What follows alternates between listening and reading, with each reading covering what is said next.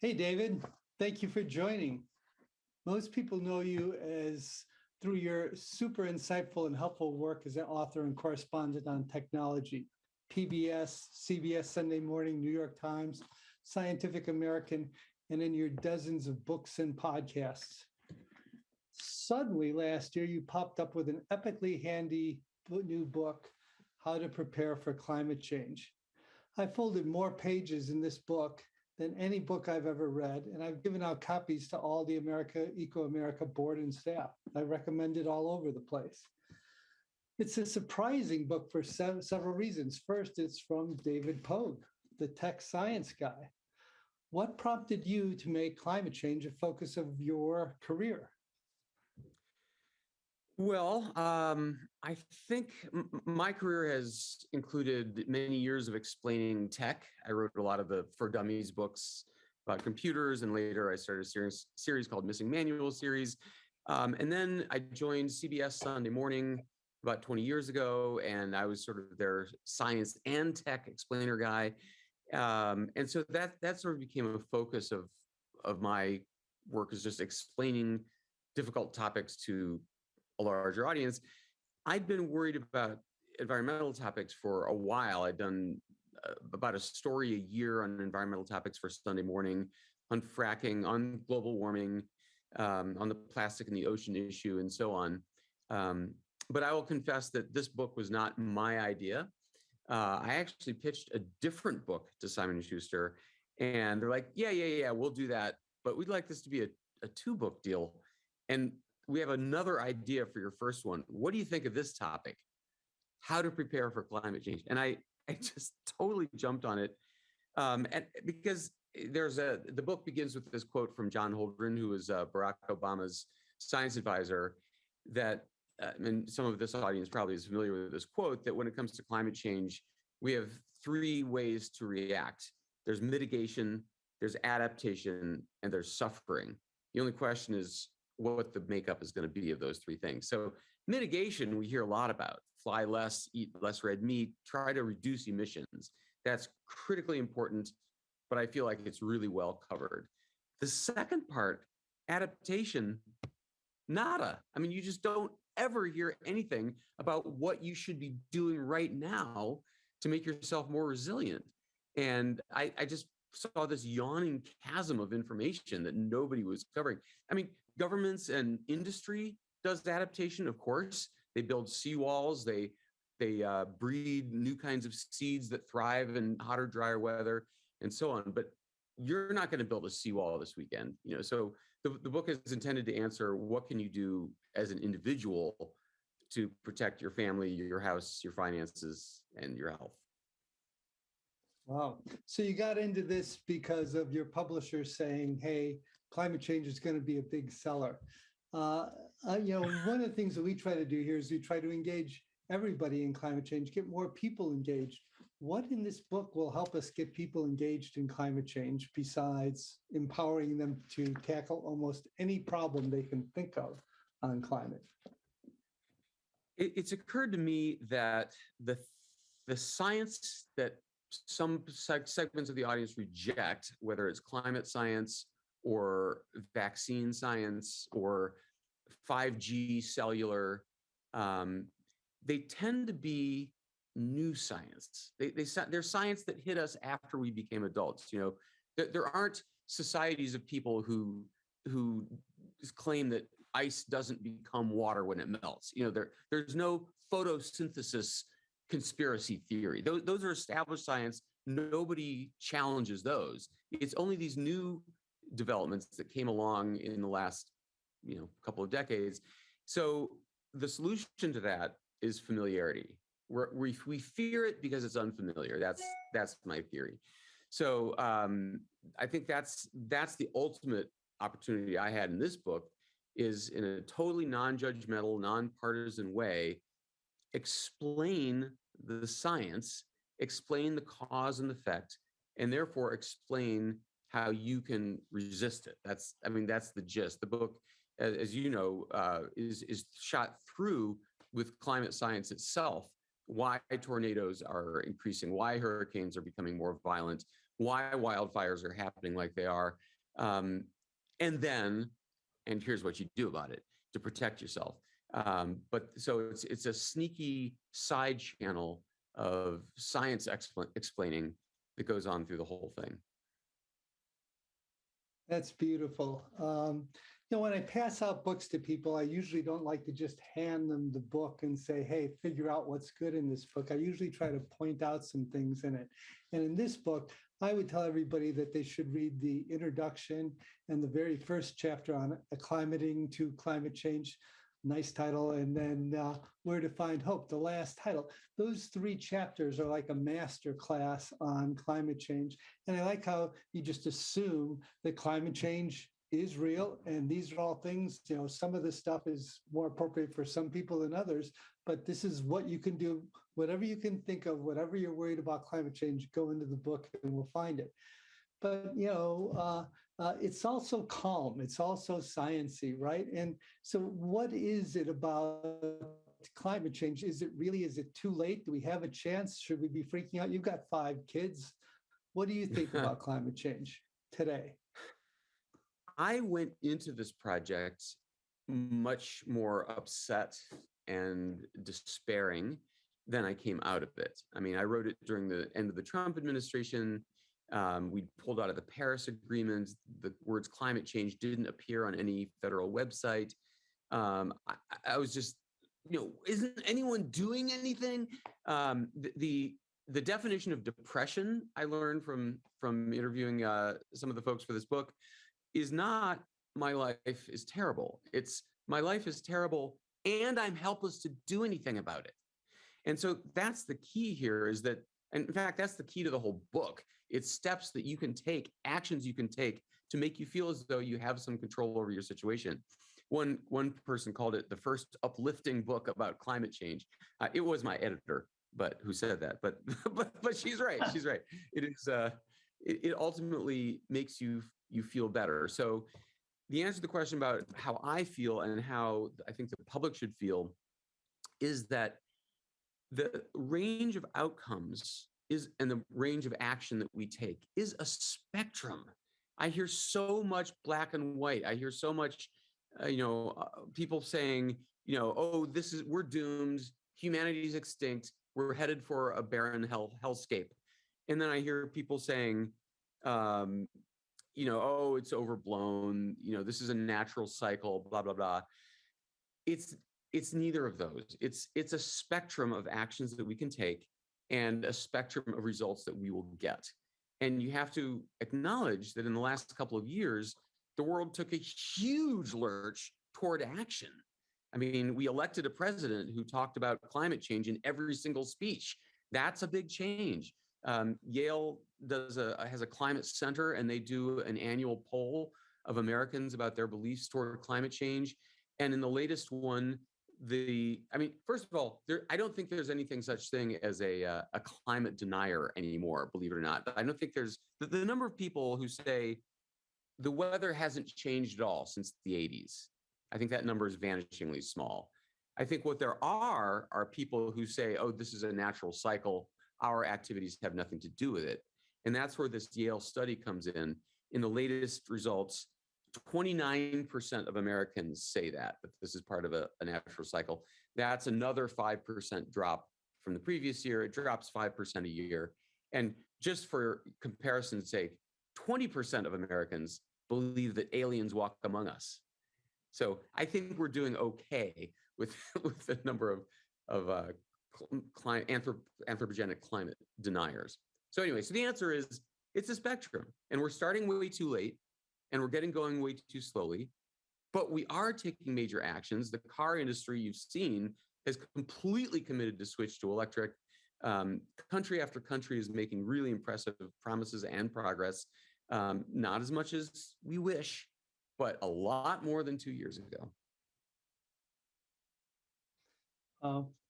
I just want to remind everybody in the audience that you can submit some questions, and David will be addressing those questions in a little bit. But for right now, there's so much in this book, and I just wanted to stop on the chapter of protecting your children. You have a dedicated chapter on that, without any leading questions, why don't you talk about protecting our children? The book covers everything about how to prepare for climate change. So how to invest, what insurance you need, how to make your house more resilient, where to live, what to grow, and yes, how to talk to your children about climate change. I'm not an expert on any of those topics. So this entire book was a reporting job. So it was my conducting interviews and reading white papers and so on. And that chapter on how to talk to your kids was particularly enlightening because my gut would be minimize the bad news for the kids. Let them have their childhood. Let them be innocent about the disaster that looms. And I learned from 5 child therapists that that's not the right approach, that the kids know. I mean, they get it from YouTube. They get it from their friends. In some schools, they get it at school. So that's not the approach. If you then cover up the crisis at home, they will notice the discrepancy between how you're behaving and how the rest of the world is behaving, and they'll think you're hiding something that's even worse. So you've got to be frank with them, but it's entirely possible to do it in an age-appropriate, semi-reassuring way. So you can be clear about the problem, but then you hasten to say, but we will always be with you. We will always protect you. And some of the greatest minds in the world are working on the problem. And then, depending on the age, you can mention some of the progress we are making, some of the new laws that are being passed, some of the commitments that are being made, how General Motors, the most oil-friendly, calcified corporate giant in the world, has committed to eliminating gasoline cars entirely in the next 13 years. So, I mean, it's possible to laden the bad message with the truth of the good message. We just published at ecoAmerica a big report on mental health and climate change, and there's sections in there on children. And your concept about making them secure, making them loved, that's like underlies like everything. But the second thing that you have to do is that you have to engage them and empower them and let them know that they can do things around the house. And I mean, there's every kind of empowerment you can think of is in this book. So that's really a great way to go with kids. I have one question, just going to jump off to the side here, talking about the spectrum of solutions on climate. And it says, do any of your preparations consider prayer and or self-care to be part of the recipe for preparedness? Yes. Chapter 1 of the book is called Acclimating to Climate Change. And that's about you. That's for the person who feels eco-despair now. And again, the thrust there is taking control over your own world in order to feel less depressed. So there is prayer, there are stress exercises. There is, of course, all kinds of action you can take on a community level, groups you can join, campaigns you can participate in to make your voice known, and a big section on voting, because I mean, in the end, Michael Mann's new book has a brilliant thesis, which is that all this focus on change your light bulbs to LEDs and take the subway instead of driving is a big fake out by the real culprits, which is the corporations and the governments, whose effects on emissions are thousands of times bigger than any one individual's. So it's a really ingenious and troublesome wake-up call there. And it is true. There's not a lot you can do as one person to affect the planet's future, but there's a lot that happens when a lot of us start doing things as a group. So that's that chapter is all about taking action. And some of these stress relief things are really great. This one's been scientifically proven in many studies, including with thousands of people in the military. Designate a worry hour. So at 4 o'clock every afternoon, you're allowed to sit there and wallow on the worst that could happen to you, the worst that could happen to the planet, and soak it in, enjoy it, 15 minutes every day. But for the other 24 hours of the day, you must pass on those thoughts. You must say, I'll think about this tomorrow at 4 o'clock. And it really works. It lets you, it doesn't make you feel guilty for not worrying, but it compresses all the worrying into a certain predictable time and makes it more manageable. That's just another point of empowering useful information that's in this book. And you have like little tint boxes through the book with just, things that kind of fit in but don't. And I'm just looking for it. I can't obviously find it. This book is 600 odd pages long.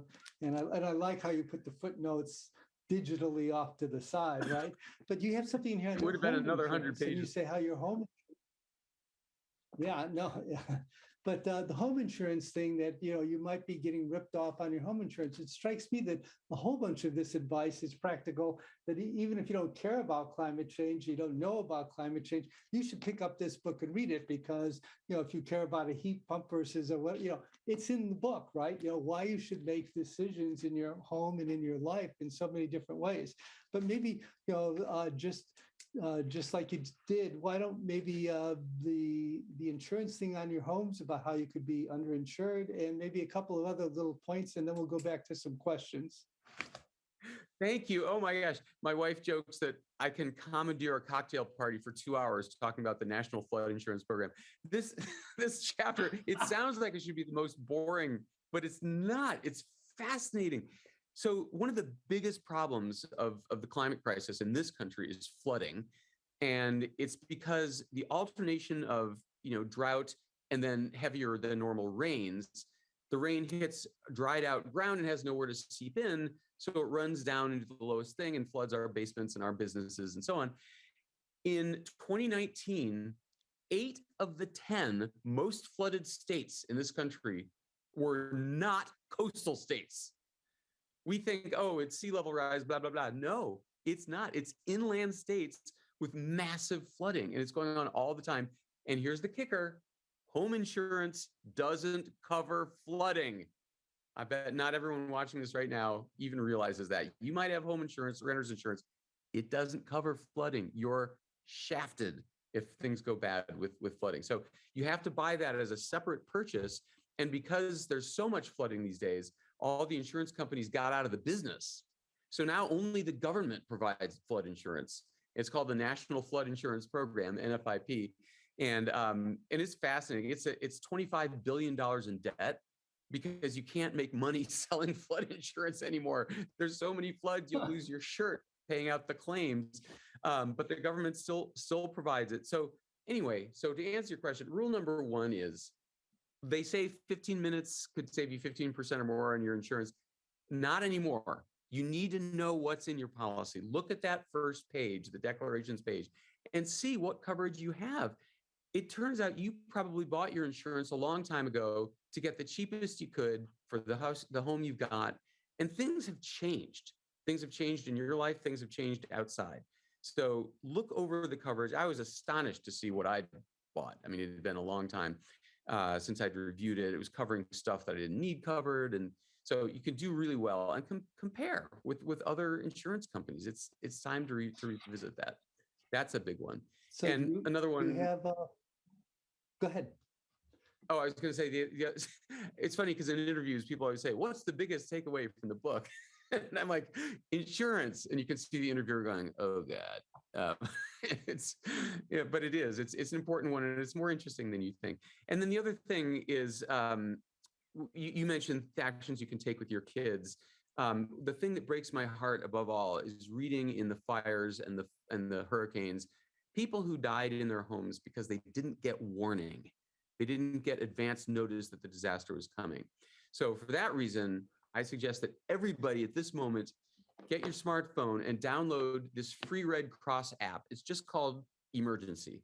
And you put in your address, your parents' address, your grown children's addresses, whatever. And then you can forget about the app, put it in a folder somewhere. If anything ever comes their way to one of those addresses, it wakes up and gets your attention and gives you an early warning. And it's not just natural disasters, it's chemical spills and nuclear things. So it's a great app to have. And then the other thing to do with your kids is make a go bag. Have a bag by the front closet with 2 days worth of stuff that you need out of the house, including documents, granola bars, some water, first aid kit, flashlight, that kind of thing. So that when a disaster does come your way, and these things are hitting 25 million Americans a year, you won't be at the end of the long line of traffic snaking out of town. You'll get out quickly and don't waste time running around the house.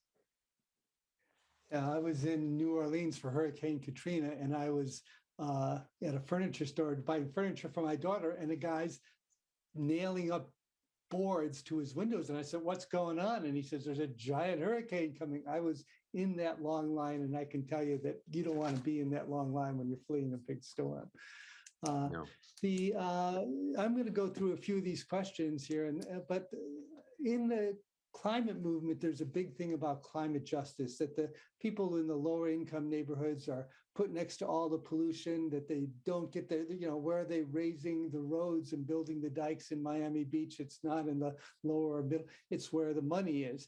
And there's not a whole lot of the book that I saw about that, but how do you think about climate justice and incorporating justice in whatever we do on climate? It's in there, and it was one of the most horrifying parts of me to learn about.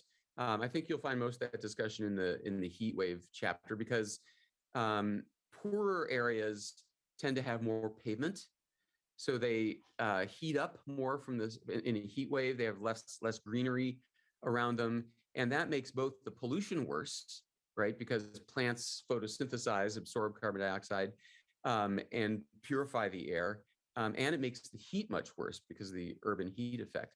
So it's so distressing, and there's no way out. There's no way out of this problem, that climate crises hit lower income and communities of color first and worst, as one of my experts pointed out. You're absolutely right, because of this astonishing historical precedent called redlining, which was legalized enforcement of living regions for Black people. It was totally legal and government enforced. Those communities to this day tend to be in lower, poorer, dirtier places. And so they get hit the worst by the climate crises. I made every effort not to make this book about ways rich people can avoid disasters. I mean, a lot of it is practical free stuff, like making the go bag or getting that emergency app and things like that. Having an escape route that your family understands ahead of time, because guess what goes down every time there's a power failure? The cell phone network. So you often can't communicate during a crisis. So anyway, the only way out of these problems is going to be greater public awareness, and then the people we vote into power. I think that's as far as I should tread on political ground. Kermit out there asked, do you have any thoughts on how we can break through the political log jam that's holding back climate solutions? The only thing I have to offer is this. I learned this from the book too. You cannot change a person's mind with facts of an opinion that wasn't formed by facts in the first place. An astonishingly counterintuitive fact, but it is absolutely true. If you are in conversation or on television or at a speech trying to convince people of the urgency of the climate problem, bombarding them with statistics and facts will not change their mind. It's true, and I've experienced it hundreds of times myself. If you are talking to somebody who believes that the climate crisis is a liberal engineered problem or a Chinese hoax or whatever, you're not going to change their mind. The way to change someone's mind, let's face it, why do people fear it? Why do they reject it? It's an emotional problem, not an informational problem. It's, I fear change. It's, my ancestors worked for this American lifestyle. You're not telling me I have to give it up. It's that kind of thing. So you must begin the conversation on that level with an emotional pitch. My kid can't sleep at night. He's so worried about the problem. He thinks the world is ending. My uncle has a farm in Nebraska, and last year his entire crop was flooded out. I'm so worried. That's how the conversations have to begin. That's spectacular advice. I'm glad this is all being recorded because we're going to write it all down and send it to everybody. It's the getting people engaged in the climate conversation is such a hard thing. And just like all the other practical advice in this book, that's a great way of engaging people in climate.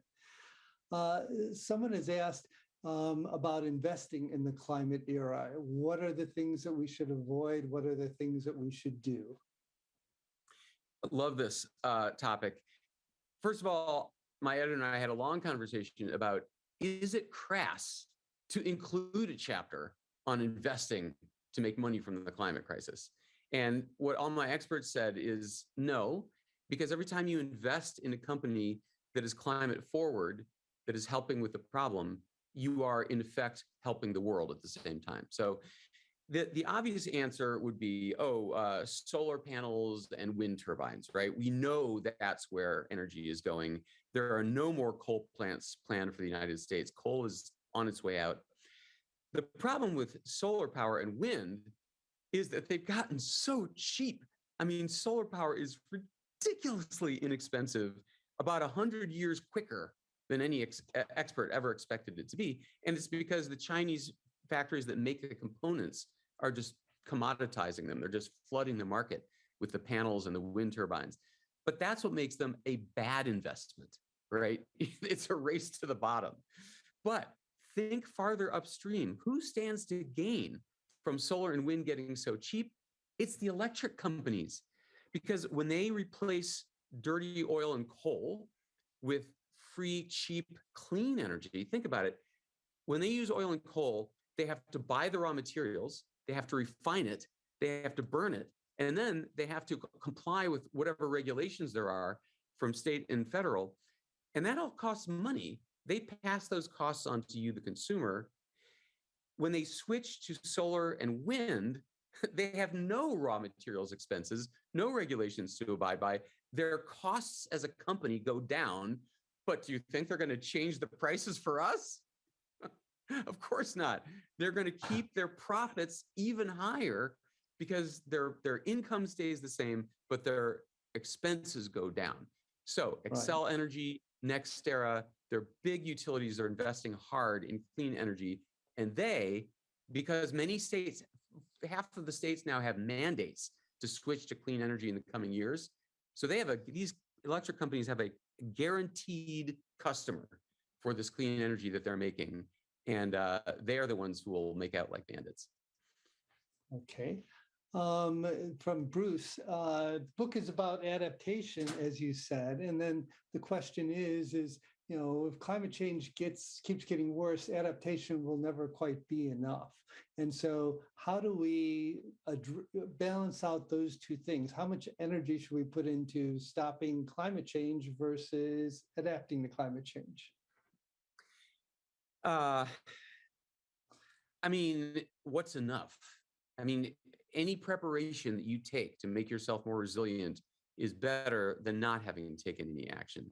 So, I mean, enough adaptation would be living in a concrete bubble in Greenland, I guess. No one's going to go that far, but there are a lot of steps that will prevent you from losing your house, your finances, your health when disaster hits. So the answer is we have to do both. We have to mitigate and we have to adapt. Full scale, we have to think about it every day. We have to spread the word in a non-judgmental, non-bombard you with facts way. But the problem is that I feel like the amount of each we do is way out of whack. Everybody's mitigating, fantastic, don't change, but nobody's adapting. Nobody's taking personal steps to prepare. And every time you read a headline about those wildfires right now in Colorado, or those hurricanes that are coming, the tornadoes that are ripping through ever more eastern, more populous states, I think, man, if they had prepared, they would have been saved. They didn't have your book, and now they can get your book, right? So we've just got a couple minutes left, David, and people might not know you as well, some people more than others. And recently on CBS Sunday Morning, you've done segments beyond climate change again. You've acted as a war correspondent of sorts. You've also spoken on free speech. I just want to give you a couple of minutes to whatever's on the top of your mind. Everything you say always informs and entertain me. No question here. Say something. Well, I think, one thing, here's an interesting tidbit for you guys. This book did not do well. It did not sell the way anybody hoped. And my editor's theory, it's because of crisis fatigue. We obviously have other problems to deal with, like the pandemic, that the climate crisis kind of took a back seat. And the problem is that nature did not take a pandemic break, right? So the climate continued to deteriorate, and we continued to burn fossil fuels in the meantime. So I guess I would say, as you ride into the sunset, now that the pandemic, God willing, is beginning to wane, now we really need to start turning our attention back to this other looming problem that hasn't taken a break and isn't going away, and that's addressing the climate crisis. Think in intellectual terms. Don't think about, should I change the light bulbs? Think about who's doing the most polluting, and it's corporations and it's governments. Now, both corporations and governments in the last 2 years, I would argue, have done a huge, aircraft carrier style turning toward paying attention to the problem. But we have to keep the fires turned up on them. We have to keep voting the right way. And that doesn't mean president. That means president and school board and the business you're involved in. Please remember that Amazon.com 2 years ago had no climate principles at all. And it was the employees that rose up in a mutiny that made them promise to build 100,000 electric vans, dedicate $10 billion to climate science, and so on. So there are three pressures now being put on corporations. There's the employees themselves, there's the public, and increasingly there are investors who do not want to be caught backing climate loser companies. There's the last thing I'll say. There's a really cool website called cdp.net. You probably know about this, Bob, but it was originally called the Carbon Disclosure Project. And it's where corporations report voluntarily what they're doing about the climate and how vulnerable they are. And it's really interesting. Anyone can go there. You find out that some companies are proudly benefiting from the climate crisis. Bayer, the pharmaceutical company, says, oh, we anticipate sales to go up 35% because the climate crisis means that more people get sick in more places. And other companies you find out have made complete 180s toward being good climate citizens because of this kind of pressure. Okay, and you, David, the viewer, you can put that pressure on them. David Pogue, thank you so much for speaking with us. Guys, go out there and buy the book. We need to sell a few more. And David, please keep up the good work. Thanks so much. Thank you so much. I've really enjoyed it.